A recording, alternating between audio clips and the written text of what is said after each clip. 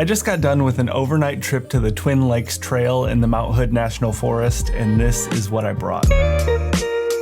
Before we get into it though, a quick recap of the trail and the trip and everything that had went down. If you want to skip through that and get straight to the gear, feel free to skip ahead right here. This trail was close to home and pretty short. I wanted something easy so I could test out some of the new equipment I got, make sure everything was working properly, everything was right before I get into planning these longer trips. So the Twin Lakes Trail, it's actually a loop trail that originally is 7.2 miles.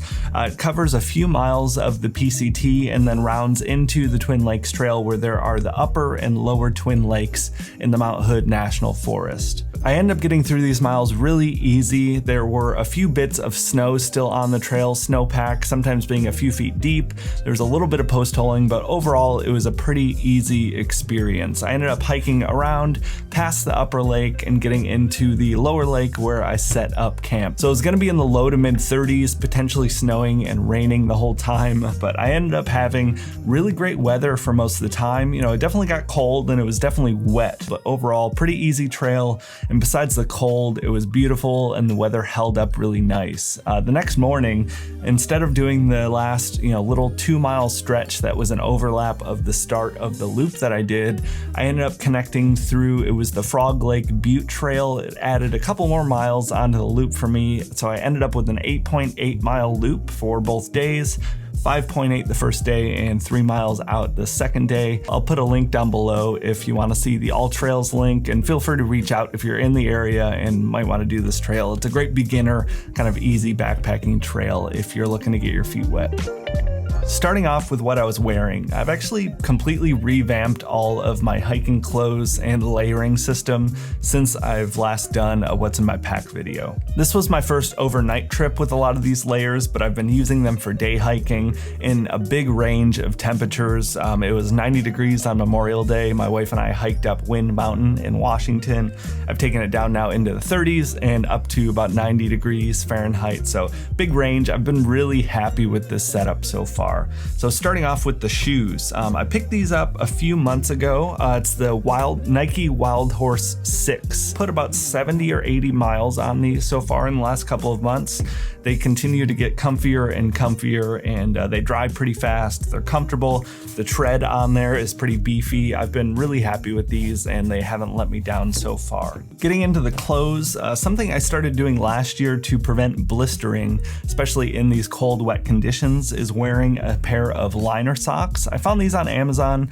They are super light. I've got 2 pair of them and I've never had any issues with hot spots or blisters when I wear my liner socks when I'm hiking. I pair that with a set of Darn Tough hiker socks.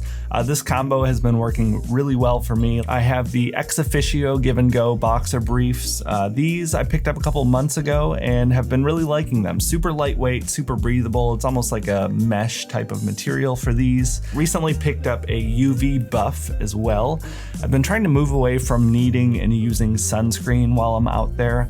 I am extremely sensitive to the sun. I've gotten sun poisoning from an hour of exposure before. I just keep this on the whole time I'm hiking. You can put it up if you're getting a lot of sun exposure. It also helps if you're cold. And this is the Patagonia. It's the Cool Calpaline Daily hoodie. It's a sun hoodie. So again, it's going to prevent the burning. Has a really nice thin hood. These pants I picked up last month and have just fallen in love with them. They are the Prana Stretch Zion Straight hiking pants. They almost feel like you're wearing yoga pants or something. You still have loops if you want to wear a regular belt, but you have a built-in belt to cinch up if you need. And then you also have this really low profile cargo pocket, which has come in really handy when I'm on the trail. And last up here, we have trekking poles. I feel like I can do twice as many miles and my knees and my feet feel so much better when I'm using them. These are the Black Diamond Alpine Carbon Cork trekking poles. They're super lightweight. I got a great deal on these. REI had some sales going on last month. Up next, I have my pack. This is one of my older items. You're gonna see a weird mix of kind of nice high-end gear along with some really cheap old gear. I've been making slow upgrades and I think that's a good, respectable way to do it if anyone's just starting to get into backpacking. I got this used for $20 last year. It's the Teton Sports Explorer 4000. It's obnoxiously heavy and surprisingly ineffective from all the extra organization and things. You know, there's no hip belt pockets. You know, a bunch of stuff is just silly that it doesn't have for how big and bulky and clunky this setup is, but it is very comfortable. You know, my setup with food and water was about 30 pounds. I do also have attached on here still, I forgot until I started this. This is the Garmin InReach Mini. It's a satellite GPS device. I got this essentially so I can keep in touch with my wife when I'm out on trips and let her know that I'm not dead, to put it simply. Moving on to my shelter and sleep system, this was another big area of improvement for me. Made some awesome upgrades. I recently picked up, it's the Big Agnes Copper Spur HVUL2. It's an ultralight 2-person tent. This is brand new for me, so I've only slept on it the one night on this trip, but initial impressions so far have been excellent and everything I hoped they would be. My sleeping bag, found this on OfferUp. It's the Big Agnes Bellyache Mountain SL17. So it's a 17 degree rated bag.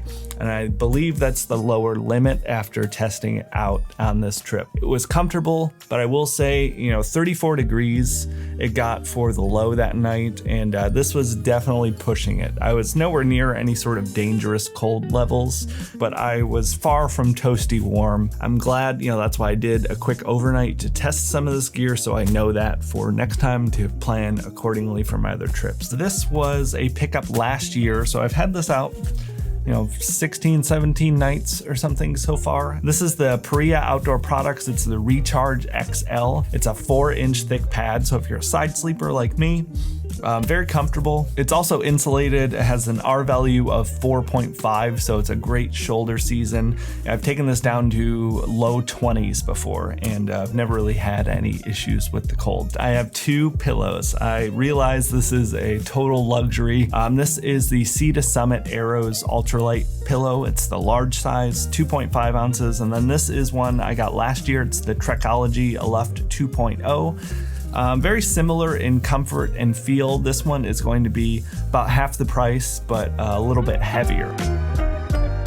Getting into my food storage, I have changed my setup a little bit from last year and earlier this year. I have recently picked up, it's called an Ursack. This is a bear-proof storage bag. So it allows you to kind of safely store your food where the bears aren't going to get to it. And then to further help reduce any potential encounters with any sort of wildlife, big or small, I use this OpSack. This is essentially just a thick Ziploc bag. So it's supposed to be completely smell proof. A lot of people hate these and have trouble with them. This was year 2 for me with this bag, and it's been working really well. I have some leftover food. I packed pretty liberally because I knew I could afford the weight because it was just a quick overnight. My cooking system is up next. This is something I was able to get to a pretty low weight and not spend very much money. I haven't really made any upgrades to this since my initial, you know, get everything as cheap as possible last year. And this has been the setup though, with a few little tweaks. I got this pack towel as opposed to a handkerchief that I was using before. It's just a little more absorbent and a little bit faster to dry. But from there, I just have a few items. I have this nasty looking sponge I still have to clean from the trip. And then I have Toaks Titanium Folding Spork. Super lightweight. I really wanted it to fold so I could keep it in here. This is the BRS Titanium Ultralight Stove. Comes in at 25 grams, so less than an ounce. Then just a lighter, and then a piece of foil. The foil works as a lid if you need, you know, more efficient boiling. It also works as a windscreen if it's really windy out there. And then I just have a fuel canister in here.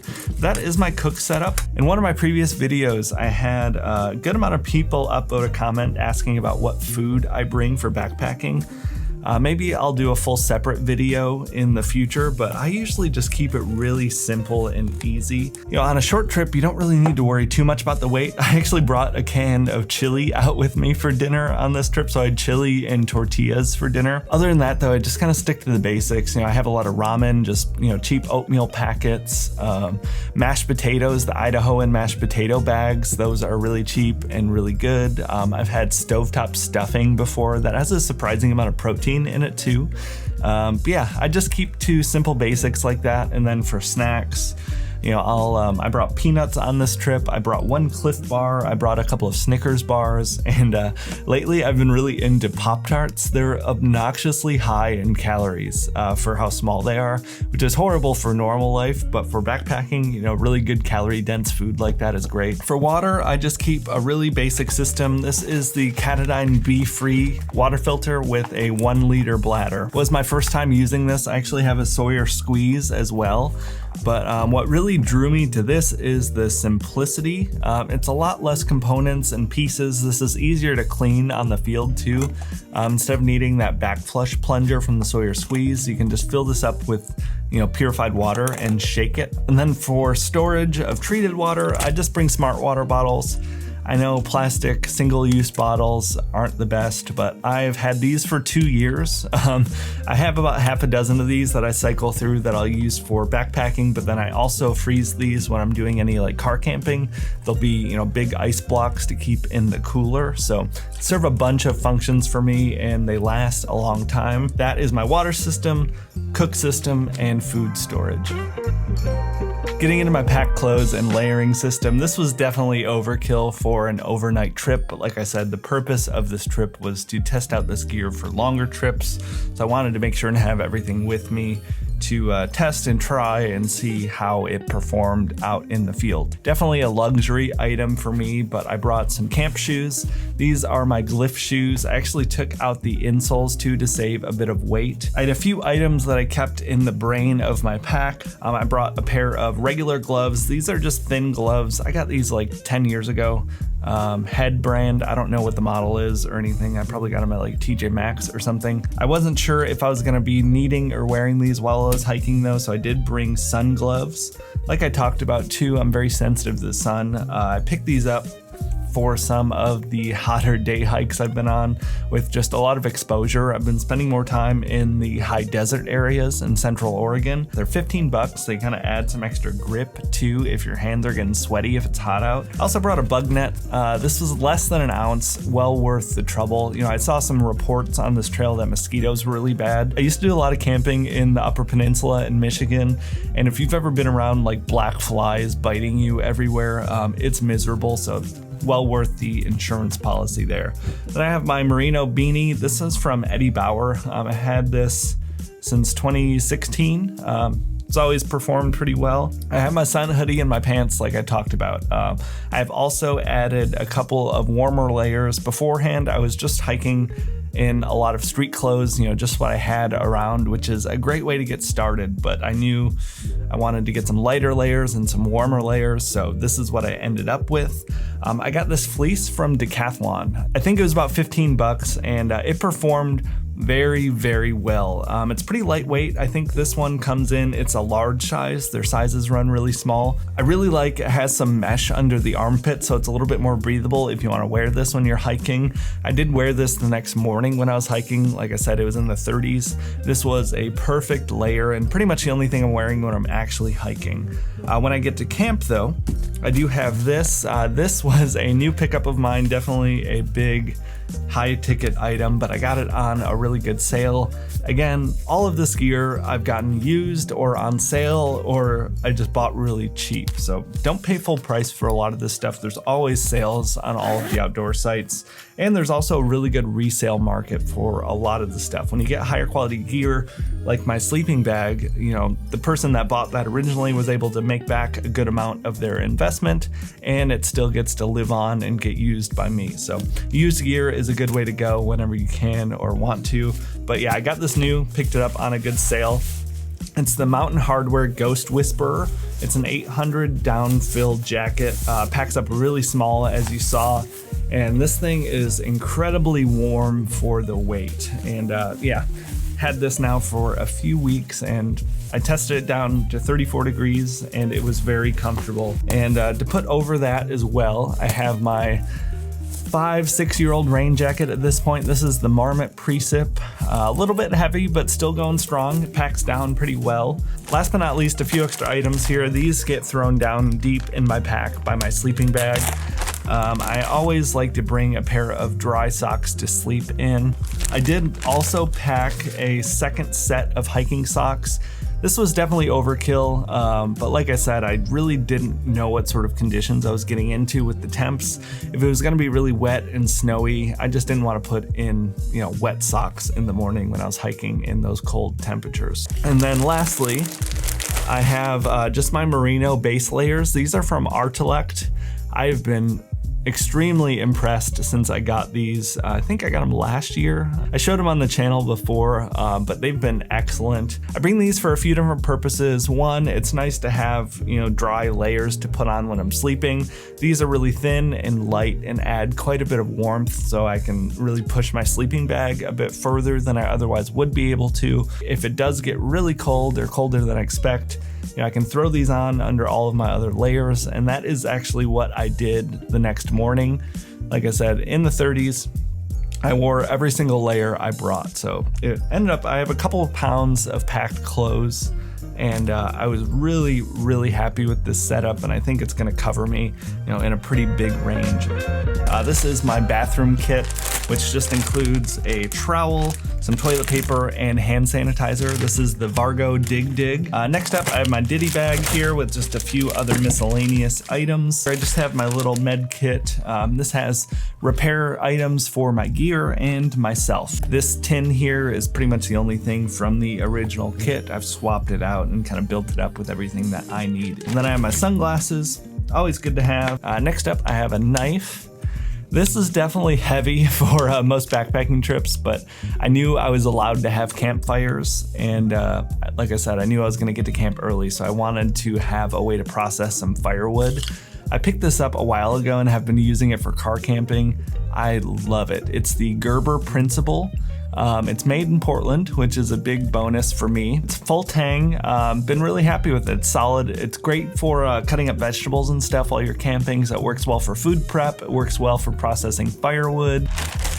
On the note of fire, a couple of other luxuries. I brought some fire starter. This is Yuko Sweet Fire. And then this was a little pocket bellow, they call it. So this is completely unnecessary, but I like messing around with fire when I'm out solo especially, and it only weighs a few grams and has really made a big impact in keeping that fire going.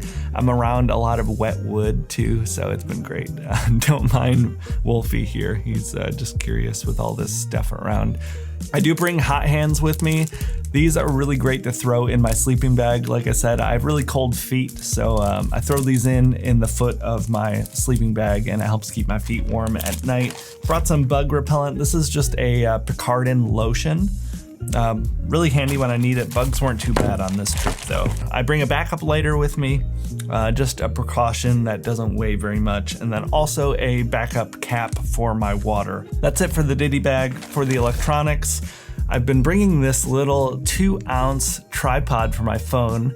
I used it for quite a few of the shots that you see overlaid in this video. I don't know if you can buy it actually. I Frankensteined this together myself. I have a headlamp. This is the Come on, Wolfie. I have a headlamp. This is the Nightcore NU25. This is just for the short trips. I have an Anker 10,000 milliamp hour battery. Very handy. I use my phone to navigate, and I also, got a bunch of photos and video clips and stuff with my phone, so I need to keep it charged up. I do bring this with me too. This is about 1 ounce. Picked it up for like $10 early this year, I believe, or maybe last year. It's a Govee home thermometer and hydrometer. I can't remember. Checks the humidity and temperature. Really good to evaluate your gear to see how it performs in different temps. That's how I know what temperature it got, on this trip, and gives me a really good gauge for the gear that I use out there, so I can go safely and comfortably. I have a couple of charging cables, one for my phone and one for my headlamp, and lastly I have my Kindle. This is definitely something that will not make the cut on any multi-day trips, but quick overnight, I wanted to read my book. As you can see too, I used plastic bags for these. Just like the smart water bottles, these will last. These have been with me since last year, so 2 years in, they're still working perfectly. They're really lightweight, they're mostly waterproof, and they're very cheap. So they fit a lot of boxes and will last a long time if you use them properly. Lastly, and last luxury, I brought my camp chair. This thing is really small and compact. It is about 2 pounds. So it's much heavier than the Helinox Chair Zero, which is kind of the ultralight chair king. So it's double the weight, but a quarter of the price. I want to take a minute to talk about the sponsor of today's video, and that is Skillshare. Skillshare is an online learning platform. They have tons of different classes on their site, from business, illustration, photography, videography, just about any sort of creative hobby or business related topic that you might want to know about. They've got multiple classes to cover it for you. I was really happy to see last time I logged in, MKBHD, Marquez Brownlee has a new class called YouTube Success. I've been watching that and loving it. I'm a huge fan of his YouTube channel, so it's great to see a little bit behind the scenes on how he works. Be sure to check that out if you have any interest in video work. It's been one of my favorite classes on Skillshare so far. They're also always adding new ones. So if you've checked out Skillshare before, but it's been a little while, be sure to check back in. They're always adding new classes. There's always something new and interesting for me, at least every time I get on. Skillshare Premium costs less than $10 a month with an annual membership. And if you click the link in the description below, the first 1,000 people to do so will receive a free trial of Skillshare Premium. So be sure to go and check that out. Again, huge thanks to Skillshare for sponsoring today's video. That wraps up all of the gear though. Thank you all so much for sticking with me through this. Like I said, I'm trying out a new format here. I want to start including more of my outdoor adventures on the channel. Last time I gauged some interest, it seemed like a lot of people wanted to see. So let me know if there's anything different that you'd like me to do with this sort of format or style. Do you want to see more like clips and videos from the trail? Do you want to see more detailed reviews about any of the gear? I'll probably be doing these for, most of the bigger trails I go on, not necessarily all these overnights, but this was, a quick overnight and I had all of this new gear I wanted to test and try. So I was really excited and thought I would share the updates that I've made to my kit. Thank you so much for watching. Let me know any questions about the trail, about the gear down in the comments. I'd love to answer them. I will talk to you all next week though. Have a good one.